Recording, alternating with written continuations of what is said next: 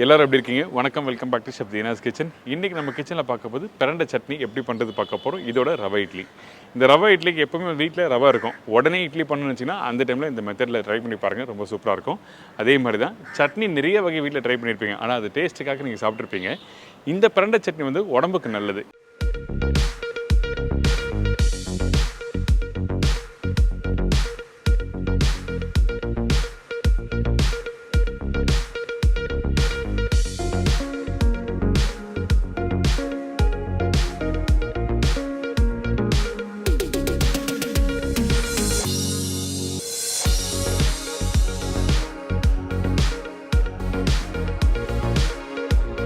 இந்த எலும்பு சம்மந்தப்பட்ட எல்லா ப்ராப்ளத்துக்கும் வந்து இந்த பிரண்டை சாப்பிடும்போது ரெக்கவரி ஆகிடும். இன்னொரு முக்கியமான விஷயம், வீட்டில் சாப்பாடு சாப்பிட்ருப்பீங்க, டைஜஷன் ப்ராப்ளம் வந்திருக்கும். அந்த டைமில் நீங்கள் ஒயிட் ரைஸ் இருக்குல்ல, ஒயிட் ரைஸு கொஞ்சம் நெய், பசு நெய், அதுக்கப்புறம் இந்த பிரண்டை சட்னியை போட்டு நல்லா மிக்ஸ் பண்ணிவிட்டு சாப்பிட்டீங்கன்னா டைஜஷன் ப்ராப்ளம்லாம் போய்டும்.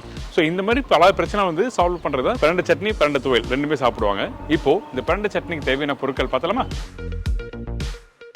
பிரண்டை 250 கிராம், கடலைப்பருப்பு 3 டேபிள் ஸ்பூன், உளுத்தம்பருப்பு 5 டேபிள் ஸ்பூன், சின்ன வெங்காயம் 15 நம்பர், காய்ந்த மிளகாய் 6-8 நம்பர், இஞ்சி 4 சின்ன துண்டு, புளி சிறிதளவு, கருவேப்பிலை தேவையான அளவு, உப்பு டு டேஸ்ட், நல்லெண்ணெய் சமைக்கிறதுக்கு தேவையான அளவு. இதாங்க இந்த பிரண்டை சட்னிக்கு தேவையான பொருட்கள். இந்த பிரண்டை சட்னி பண்ணுறதுக்கு நம்ம என்ன பண்ணுறோன்னா, ஃபஸ்ட்டு இந்த பிரண்டையை வந்து நல்லா வாஷ் பண்ணி எடுத்துக்கணும். அதுக்கு பிறகு சின்ன சின்னதாக கையிலே உடைக்கிறோம். உடைக்கும் போது இந்த பிரண்டையில் இருக்க நாரை நல்லா எடுத்துருக்கணும், இல்லைனா சாப்பிடும் போது பல்ல போடும் நல்லா இருக்காது. அது மட்டும் இல்லைங்க, இந்த பிரண்டை வந்து ரொம்ப உடம்புக்கு நல்லது.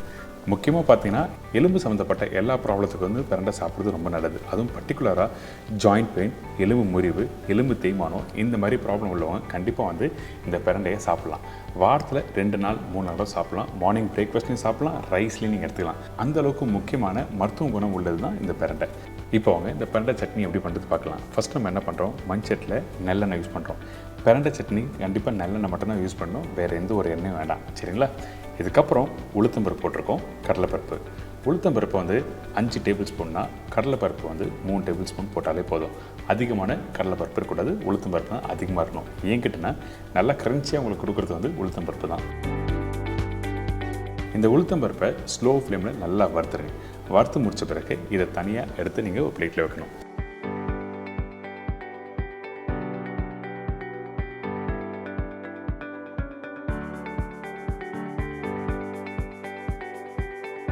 இந்த மாதிரி கோல்டன் ப்ரௌன் கலர் வந்த பிறகு எடுத்து வச்சுருங்க.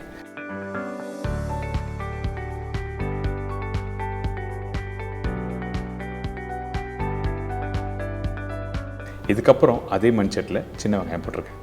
வெங்காயம் 1/2 கட் பண்ணி போட்டிருக்கோம். இதுக்கு பிறகு காரத்துக்கு காஞ்ச மிளகாய் போட்டிருக்கேன். ரொம்ப அதிகமான காரம் வேண்டாம். இதுக்கப்புறம் பச்சை கருவேப்பிலை, இஞ்சி. இந்த பிரண்டை சட்னிக்கு ரொம்ப முக்கியம் இஞ்சி. அதனால் இந்த மாதிரி ஒரு 4-5 சின்ன துண்டு போடுங்க. இந்த ரெசிபிக்கு பூண்டு தேவையில்லை. பெரும்பாலும் ரெசிபிக்கு வந்து பூண்டு யூஸ் பண்ணியிருப்போம். ஆனால் இந்த பிரண்டை சட்னிக்கு இஞ்சி ரொம்ப இம்பார்ட்டன்ட். இதுக்கப்புறம் நம்ம என்ன பண்ணுறோன்னா, க்ளீன் பண்ணி ரெடி பண்ணி வச்சுருக்கேன் இந்த பிரண்டை இதில் போட்டிருக்கோம். இந்த பிரண்டை போட்ட பிறகு இதை அப்படியே நல்லா வதக்கணும். தண்ணி ஊற்றி குக் பண்ணக்கூடாது, நல்லா புரிஞ்சுக்கோங்க. தண்ணி ஊற்றாமல் அப்படியே அந்த நல்லெண்ணெய், சின்ன வெங்காயம், காஞ்ச மிளகாய் அதோடு சேர்த்து நல்லா வதக்க ஆரம்பிக்கணும். இந்த பிரண்டை வேகிறதுக்கு எவ்வளோ நேரம் ஆகும் கேட்டோன்னா, அதிகபட்சம் வந்து ஒரு 8 நிமிஷம் ஆகும், அவ்வளோதான். ஸோ இந்த மாதிரி நல்லா குக் பண்ணி எடுத்து முடிச்ச பிறகு தான் நம்ம என்ன பண்ணுறோம், புளி உப்பு போட போகிறோம். எடுத்த உடனே நீங்கள் புளி போடக்கூடாது, சரிங்களா? இந்த இடத்துல வேறு எதுனா காரத்துக்காகவோ டேஸ்ட்டுக்காக போடலாமா கேட்டிங்கன்னா கண்டிப்பாக வேண்டாம். இந்த ரெசிபி மருத்துவ குணம் உள்ள ஒரு ரெசிபி. அதனால தான் நம்ம என்ன பண்ணுறோம், சின்ன வெங்காயம், இஞ்சி, காஞ்ச மிளகாய், பிரண்டெல்லாம் போட்டு இந்த மாதிரி குக் பண்ணி எடுத்துருக்கோம்.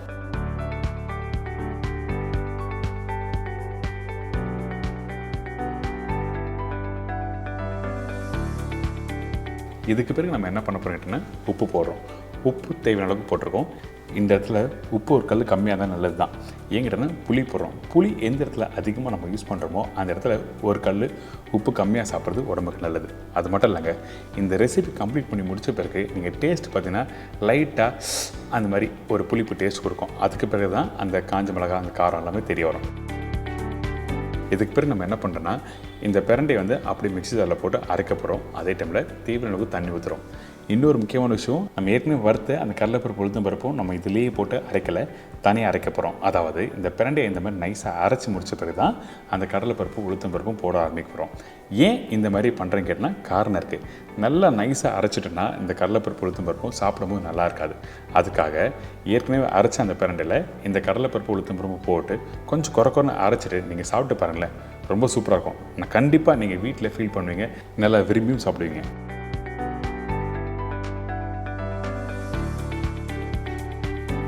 ரொம்ப சிம்பிளான ஸ்டைலில் இந்த பிரண்டை சட்னி எப்படி பண்ணுறது சொல்லி கொடுத்துருங்க. கண்டிப்பாக ட்ரை பண்ணி பாருங்கள். உங்களுக்கு பார்க்கும்போதே தெரியும் அந்த உளுத்தம் பருப்புலாம் ஒன்றும் பாதியாக அரைச்ச மாதிரியே இருக்கும். இந்த மெத்தடில் ட்ரை பண்ணி பார்த்தீங்கன்னா டேஸ்ட்டும் நல்லாயிருக்கும், ரொம்ப உடம்புக்கு நல்லது. இந்த மாதிரி ரெசிபியை கண்டிப்பாக நம்ம வீட்டில் இருக்க குழந்தைங்களுக்கு இப்போத்துலேருந்து பழகினா தான் பெரியவங்களும் ஆன பிறகு அவங்களும் வீட்டில் ட்ரை பண்ணுவாங்க. நம்ம இன்றைக்கி இருக்க காலத்தில் நிறைய மாத்திரைகளை சாப்பிட்டு பழகிருப்போம். அந்த டைமில் இந்த மாதிரி நல்லா ஒரு ஹெல்த்தியான ஒரு சமையல் செஞ்சு சாப்பிட்டாலே போதும், நமக்கு எந்த ஒரு நோயும் வராது. இதோட ஒரு சூப்பரான ரவா இட்லி எப்படி பண்ணுறது பார்க்க போகிறோம். இப்போ இந்த ரவா இட்லிக்கு தேவையான பொருட்கள் பார்த்தலாமா? ரவை 1 கப்பு, தயிர் 1 கப்பு, கேரட் 1 நம்பர், முந்திரி பருப்பு தேவையான அளவு, பொடிசை நறுக்கிய இஞ்சி 1 டீஸ்பூன், சீரகம் 1/4 டீஸ்பூன், கடுகு தாளிப்புக்கு தேவையான அளவு, குக்கிங் சோடா 1/2 டீஸ்பூன், பெருங்காயம் 1/4 டீஸ்பூன், மஞ்சத்தூள் சிறிதளவு, கருவேப்பிலை சிறிதளவு, கொத்தமல்லி தேவையான அளவு, உப்பு தேவைக்கற்ற, ஆயில் குக் பண்ணுறதுக்கு தேவையான அளவு. இதாங்க ரவை இட்லிக்கு தேவையான பொருட்கள். இந்த ரவை இட்லி பண்ணுறதுக்கு ஃபஸ்ட்டு நம்ம என்ன பண்ணுறோன்னா, தாளிப்பு போட்ட பிறகு ரவையை போட்டு நல்லா தாளித்து, அதாவது லைட்டாக வறுத்துட்டு அதுக்கப்புறம் தான் ஸ்டீம் பண்ண போகிறோம்.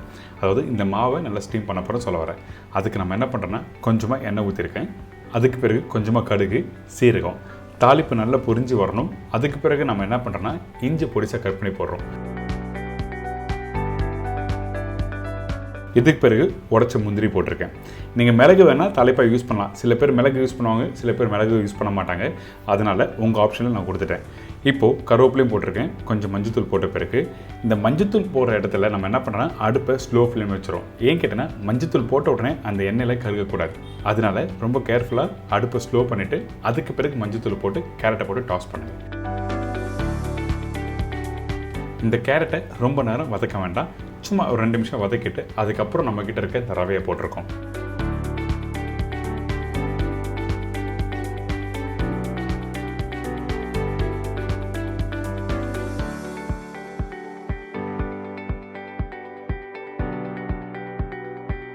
இப்போ இந்த ரவையும் கேரட்டு தாளிப்பு இது எல்லாத்தையும் ஒன்றா மிக்ஸ் பண்ணுங்க.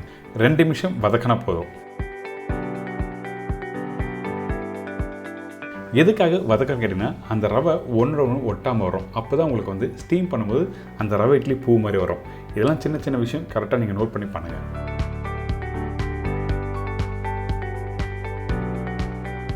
இதுக்கப்புறம் ரெடி பண்ணி வச்சுருக்க அந்த ரவையை அப்படி இன்னொரு பவுலில் மாற்றிடுறோம். கொஞ்சம் பெருங்காயத்தூள்,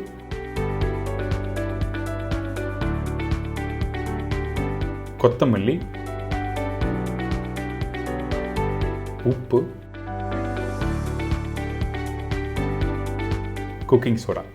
இந்த குக்கிங் சோடா எதுக்காக ஆட் பண்ணுறேன்னா, கொஞ்சம் சாஃப்ட்னஸ் வேணும்ல, அதனால இந்த குக்கிங் சோடா யூஸ் பண்ணியிருக்கோம்.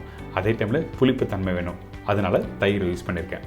இந்த தயிர் ரவையில் எப்படி மெஷர் பண்ணி போட்டிருக்கேன்னா, 1 கப் ரவை, அதாவது இந்த கிளாஸ் காமிச்சிருக்கேன்ல, இந்த கிளாஸில் ரவை 1 கப் எடுத்திருக்கேன். அதே கப்பில் தயிர் எடுத்திருக்கோம். அதே கப்பில் 1/2 கப் அளவுக்கு தண்ணி எடுத்திருக்கோம். 1 கப்பு ரவை, 1 கப்பு தயிர், 1/2 கப்பு தண்ணி. இந்த மெஷர்மெண்ட் புரிஞ்சிருக்கும்.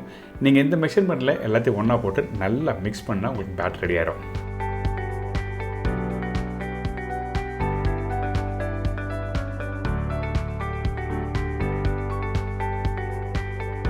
இப்போ பார்த்தீங்களா, இந்த பேட்டரோட டெக்ஸ்சர் இந்த மாதிரி தான் இருக்கணும்.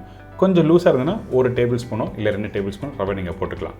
ஆனால் தண்ணி மிக்ஸ் பண்ணி முடித்த பிறகு ஒரு 1/2 மணி நேரம் இல்லை 1 மணி நேரம் கழிச்சு நீங்கள் பண்ணும்போது ரவை கொஞ்சம் கெட்டியாகும். அந்த டைமில் கொஞ்சம் டைல்யூட் பண்ணிக்கலாம். இப்போ ஸ்டீமர் ரெடியாக இருக்குது. இந்த ஸ்டீமரில் கொஞ்சமாக ஆயில் அப்ளை பண்ணியிருக்கேன். அதுக்கு பிறகு முந்திரி பருப்புனா முந்திரி பருப்பு வைக்கலாம், இல்லை தேங்காய், இல்லை கேரட்டு, இல்லை பச்சை பட்டாணி, உங்களுக்கு டாப்பிங்ஸ் என்ன வேணும்னா அதுக்கேற்ற மாதிரி டாப்பிங்ஸ் வச்சுட்டு இந்த மாவை அப்படி எடுத்து ஊற்ற போகிறோம். அதுக்கு முன்னாடி மாவு இன்னொரு காமிக்கிறேன். நீங்கள் நார்மலாக வீட்டில் இட்லி மாவு ரெடி பண்ணுவீங்களா, அந்த மாவு டெக்ஸ்சரில் தான் இருக்கணும்.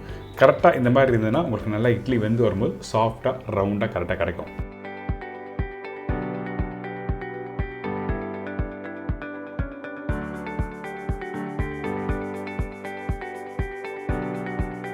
இதே மாதிரி தான் இன்னொரு ட்ரைவும் ரெடி பண்ணுறோம்.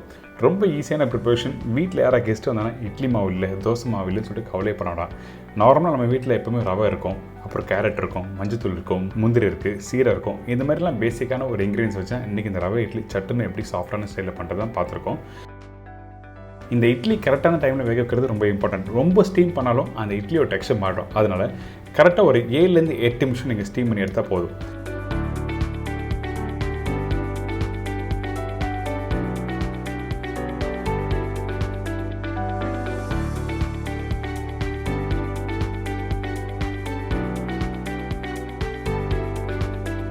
இப்போ பாருங்கள், ரெடியான இட்லி அப்படியே உடச்சி காமிக்கிறேன். அப்படியே பூ மாதிரி உதிரி உதிரியாக இருக்கா?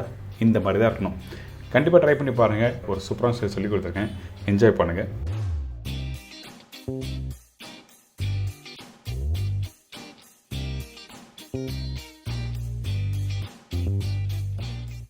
எனக்கு இந்த பிரண்டை சட்னி எப்படி பண்ணுறது எல்லாம் தெரிஞ்சிருக்கும். கண்டிப்பாக ட்ரை பண்ணி பாருங்கள். ரொம்ப சிம்பிள் தான். இந்த பிரண்டை சட்னி பண்ணும்போது கண்டிப்பாக இஞ்சி யூஸ் பண்ணியிருக்கணும். ஸோ இந்த மாதிரி நிறைய பலன் உள்ள ஒரு ரெசிபி தான் இன்றைக்கி நம்ம பார்த்துருக்கோம். கண்டிப்பாக ட்ரை பண்ணி பாருங்கள். இதே மாதிரி நாளைக்கு இன்னொரு சூப்பர் ரெசிபி சந்திக்கிறேன். நன்றி, வணக்கம், see you, bye, take care.